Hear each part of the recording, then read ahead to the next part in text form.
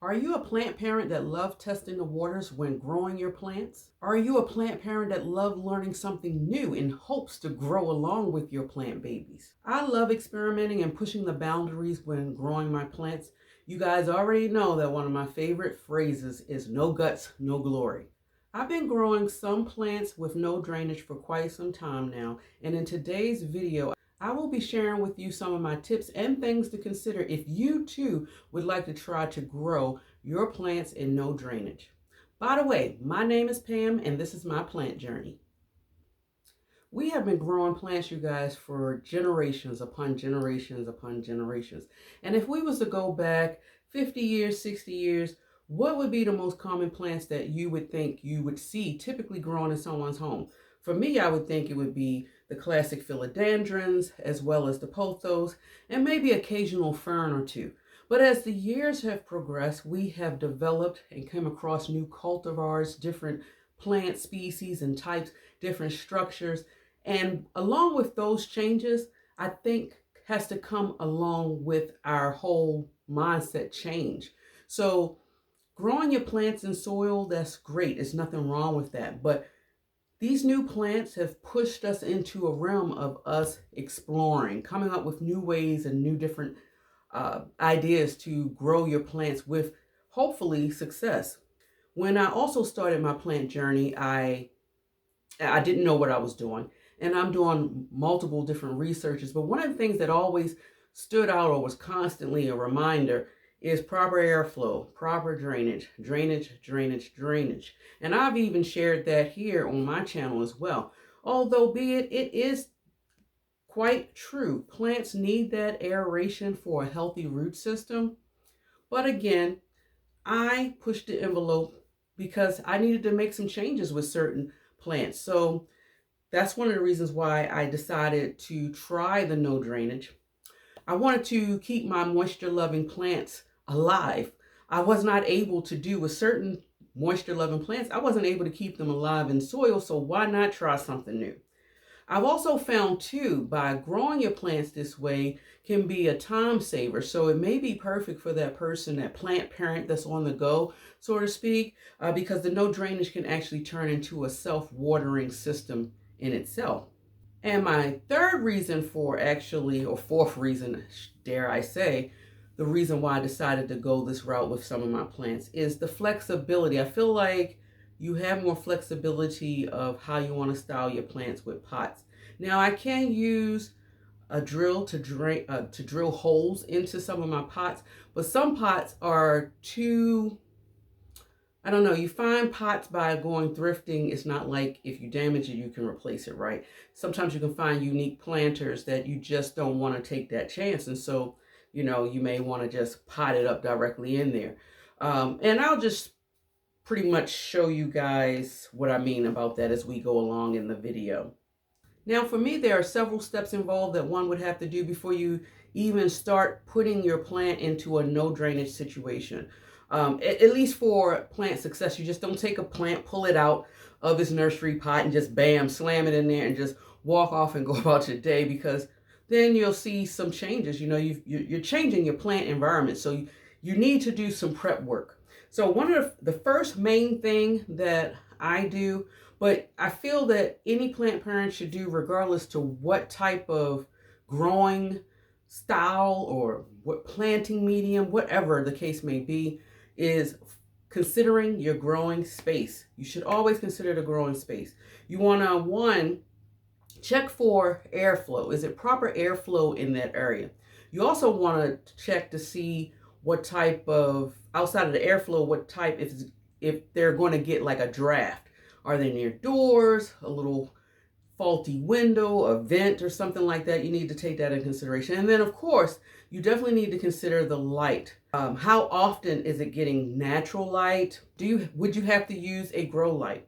The intensity of the natural light. How long is that natural light coming through? And how would you categorize that light, whether it's high, medium, or low? These are important factors that you need to consider before even doing no drainage, if you definitely want to guarantee success.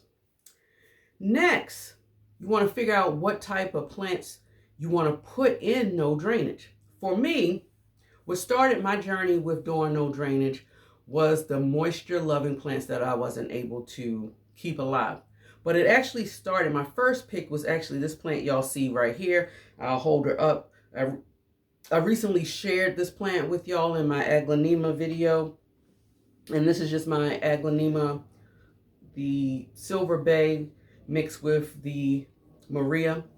My first beginning journey started with this plant. Y'all guys already know aglaonemas is a challenge for me. It's a big misconception from my experience as far as them being easy care. And it's also a big misconception in regards to aglaonemas love to dry out completely. That was not the case for these two plants in my experience of trying to grow them.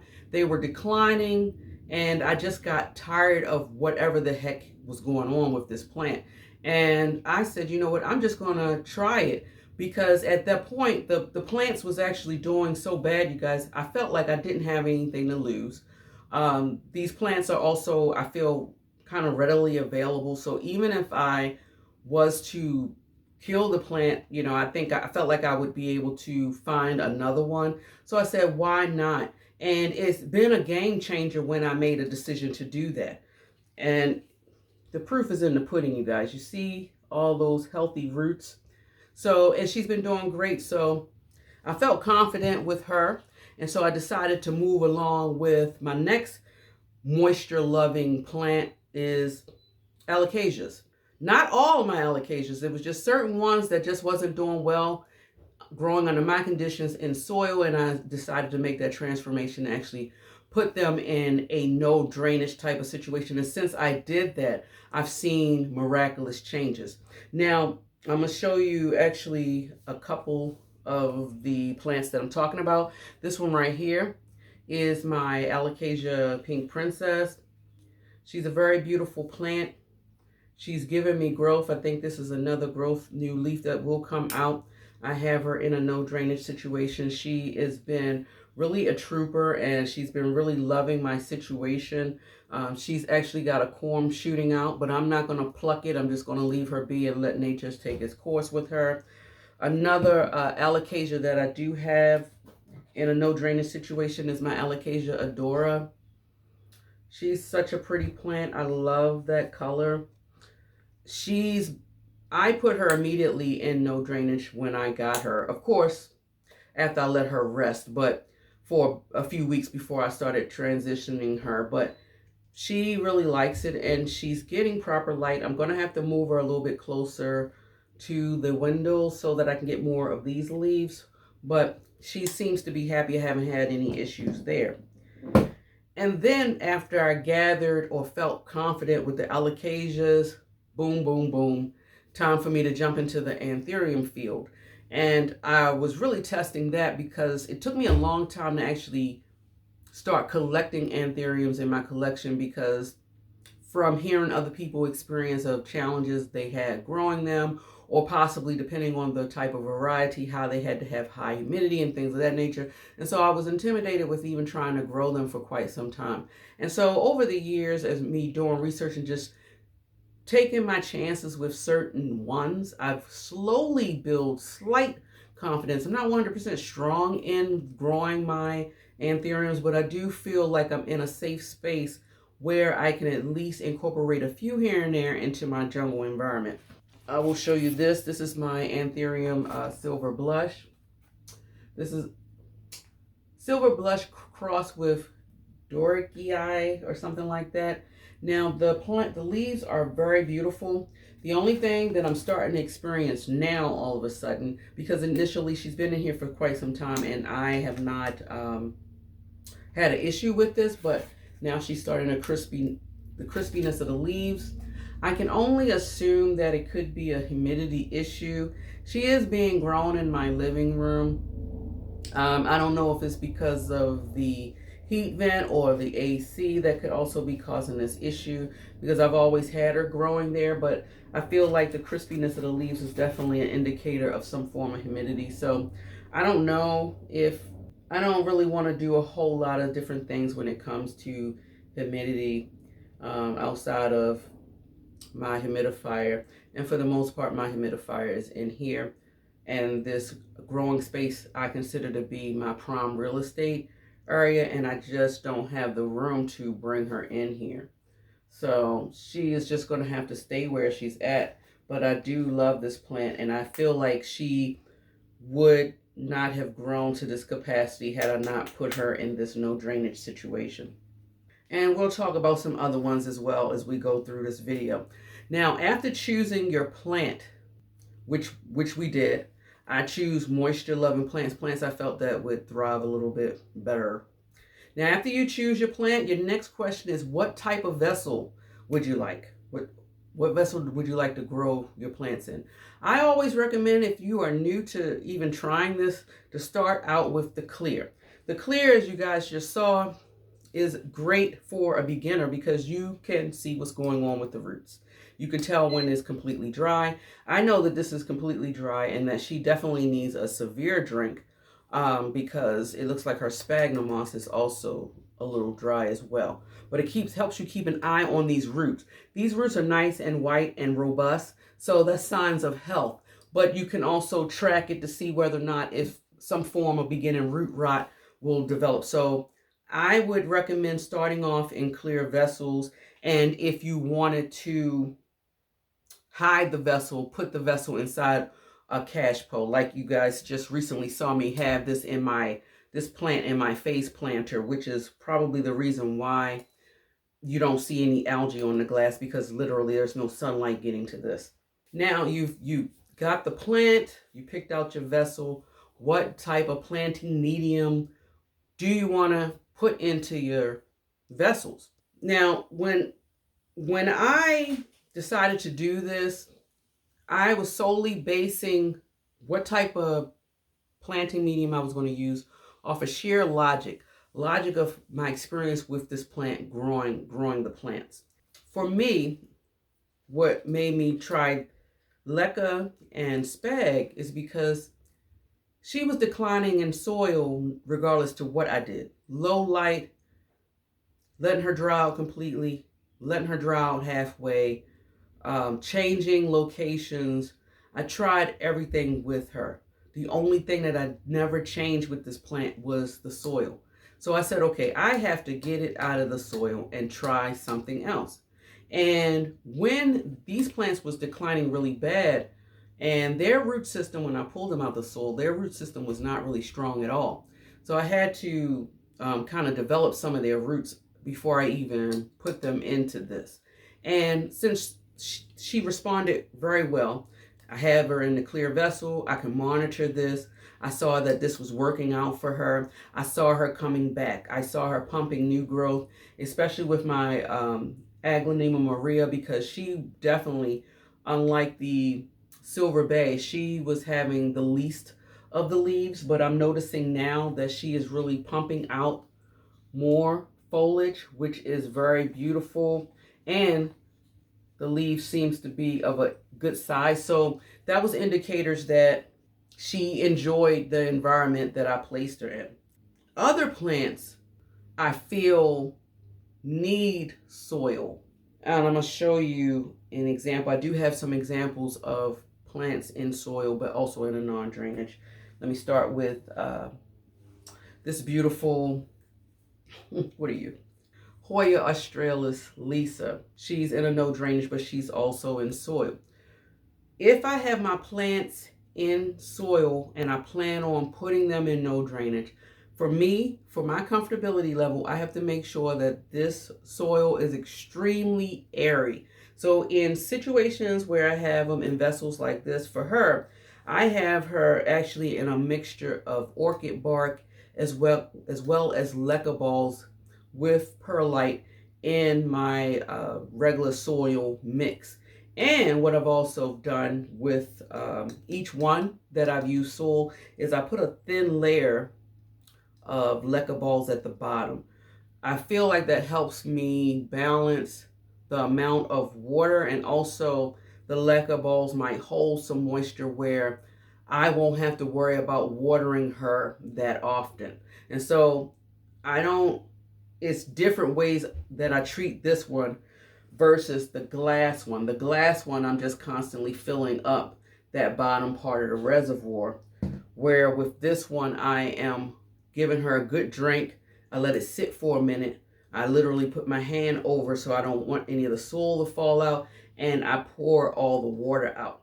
It's been working in my environment, and because of that, I don't water her that often, and that's also a time-saving thing, especially when you have a large collection. So I feel like when you have a big collection, it is best to get a little bit creative as far as how you're going to maintain the health and the growth of them. And I feel like no drainage for me has been quite successful with some of my plants. We went over the space, the plant, the vessel, the type of growing medium. Now we're going to talk briefly about transition. Now again, like I said, you just don't take the plant, plop it down, and in no drainage, wipe your hands of it and go on about your business. No, you have to, sometimes you have to prep your plants. Especially when you are doing situations like this. When I purchased this plant, she was completely in soil. You have to remove all of the soil before you put her in this type of situation. So I had 3 layers. You don't need 3 layers. The only reason why I did 3 layers is because I was trying to stretch out my materials as much as possible, because over time this stuff can be kind of pricey. So I figure out of creative ways to create what I need, but also save as much as possible. So I have leca, and I have a little bit of pond, and then this is spag. Now again, like I said, you could do the complete bottom of the reservoir part right here with leca, and then the rest with spag, or pond and the rest of spag. But I would, if I did fill it up, honestly, I probably would use leca, because leca is the cheaper of the two between that and pond. And even if it's cheaper of the two, even if you make your own pond, which is what I do, I just make my own. But as you can see, she loves it. And so I have the leca right here, and the leca is the indicator for me of how far to fill it up. But before putting her in this situation, I had to completely move the soil, and then there was other steps prior to acclimate her for this type of environment. Because again, any changes that you make to your plants is going to do some like a shock to your plants, and they could either respond appropriately or they could respond negatively, and that's when your plant will decline. So, you know, you want to take your time with that. And that's pretty much what I do with the glass vessels. I feel like the glass vessels are way easier to maintain. I feel like these other ones with the no drainage with soil, you have to really know your plant that you're growing, and you have to have a better understanding. Like, I would never probably did no drainage with soil, even though I changed my soil medium. I made sure it's more airy and more chunky so that I can have less likely of it being root rot. And I also remember to pour it out. I don't let it sit. Another example I have, this is my Hoya Matilde, the splash version, the silver splash. And you know, I noticed that let me show you this one too. This is my Hoya Wilbur Graves. Y'all know I've shown y'all her all the time. And magically, I have the regular variety of this one, and I have another one of these. And I feel like I brought 2 or whatever, the same kind of sort of on purpose, because I wanted to test it out. This one is in a no drainage. The other one is not in a no drainage, and they both seem to be doing fine. But what I have noticed between the two is this one is the faster grower. This one is in a no drainage. I have the regular green Matilde right here that I believe y'all probably seen her in a video already. She's in a no drainage. That one is not. And with that plant, I didn't really see any difference, except for this plant has bloomed. So there is benefits to having the plants in here. And also too, another reason, as I just said, I can drill holes. I know how to drill holes in cash poles and planters, but I don't want to take the chance of damaging it. Like, this piece was found thrifting. It's such a unique piece to me. If I break this, I will not be able to replace it. It's gone forever. So I didn't want to take that chance.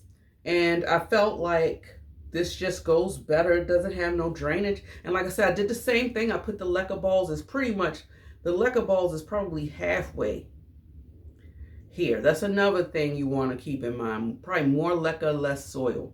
I don't know, it just works out for me. Now, if you want to feel cautious, if you think, okay, well, what about fungus or anything like that, you probably can go ahead and put a charcoal in here. Honestly, for my opinion, I have not. And I don't know, and it seems to be fine. And I don't know if it's because because you're getting some kind of airflow, a little bit is in outside as opposed to it being in a terrarium like situation. And of course, in a terrarium, you would use charcoal because it's being closed constantly. But because this is out in the open, I think that's the reason why it doesn't really need that. But for your peace of mind, if you wanted to add a thin layer of that, you could at the bottom before you actually add your leca, if you so choose. With another, now these Hoyas, I don't have anything on top. It's just pretty much, because I know they're not moisture loving plants, I don't think that they needed an extra barrier of anything on top to hold the moisture in. Now I do have some clay pebbles. Can y'all see? Up at the top. I did that more or less for a little bit of decoration, but also did it to kind of like hold her down. Initially, when I first put her in here, she was kind of like kept coming out. And so I just did a little something just to have something so I could have the weight down on her. Now, I do have some peace lilies in my collection that is also in a no drainage. I think I showed y'all once on my channel, and I don't know why I didn't bring her in here because she's just my platinum mist peace lily. Y'all have seen her several times. I have actually two. One is growing magically, growing in a terracotta pot, which she was doing good, but now she's giving me issues. But the other one is in a no drainage situation. I also have this peace lily. When I purchased this plant was sold to me as a Spathiphyllum Jessica. I don't think that that is the name of the plant. This is like a variegated Spathiphyllum, you guys. I can't remember where I brought it from. I almost want to say Steve's Leaves, but I feel like I would be lying. I think I've brought her. She was an extremely small specimen, you guys. And yeah, when I got her, she was actually in a 2-inch pot. And one of the things that I had noticed is, I was like, this girl is flopping. She was flopping and needing more water. And I understand she should need more water because she was in such a smaller planter. But she just seemed a little bit more thirstier than even my platinum mist peace lily or my domino peace lily. It was kind of crazy, right? So I said, I gotta put her in something where it can hold moisture a little bit longer. I did not want to put her in a self-watering pot. I do have self-watering pots, but again, she was such a small specimen. I was too afraid to put her in a big space. So I had this beautiful cup that I found thrifting. Also, never seen it before. I thought it was kind of cute with the little, I don't know, it just goes with my natural nature vibe. And I was afraid to drill a hole in this, and I was using it for a cash po for other plants. But then I had an idea. I said, okay, this is the perfect size. It's not too big where it's going to hurt her roots, but it's going to be of a good size where it's going to be, I'm going to be able to retain moisture way longer because she just seems she's really thirsty. The key with her is making sure she is not dry and the light to get this beautiful variegation. Since I put her in here, I wish I never think to take photos of my plants when I first purchase, and that's a bad habit that I have. I wish I had a photo of her so y'all could have seen. She was just like literally like 2 or 3 leaves. I changed her in this and she's just exploded in growth. She's just, every time I turn around, she is pushing out another leaf, and I just love this. And I have her actually in a little bit of leca soil, but I top dressed her with spag because it's not clear like this, because I can't see what's going on like this, because I can't tell if she's dry like this or potential. Since I know she cannot handle being dry, she does not like being dry at all, I give her water when this spag is dry. She's not dry and she's not wet. She is at a good space. I probably won't have to worry about watering her until maybe another 4 or 5 days. But once it gets dry to the touch here, I usually give her a drink. And what's so funny, you guys, is I never, I never pour the water out. And you want to know why I never pour the water out? Because I don't think I give her a lot of water. I water this once I see the spag get wet. And I think it's enough just for it to trickle down and hold moisture. But whatever I'm doing, she's loving it. Because like I said, if you have this plant, you guys, oh my goodness, that is the key. The water is just such a rewarding thing to grow. Now, as far as transition, you guys, y'all comment, let me know whether or not if you want me to do a video as far as how to transition your plants out of soil to actually a situation like this. Because of course, when you have it like this, you're not really changing the soil. I don't even change the soil here. I don't mess with the roots or anything. If anything, I'm taking a little bit of soil away just so that I can add my leca balls for the, extra gap for my indoor drainage, as you speak. So there you have it, you guys. Let me know out there in plant world if you too grow some plants in no drainage, what types of plants they are. Please share with this plant community so we can bounce ideas off of one another and learn things from one another. I feel like this part is a change in the trajectory of how we are collecting plants from the past to now the present. And as you can see, no guts, no glory, but I'm taking a chance and I'm just happy that that chance is working out for me. So this pretty much ends this video, you guys. Until later, have a blessed day. Bye.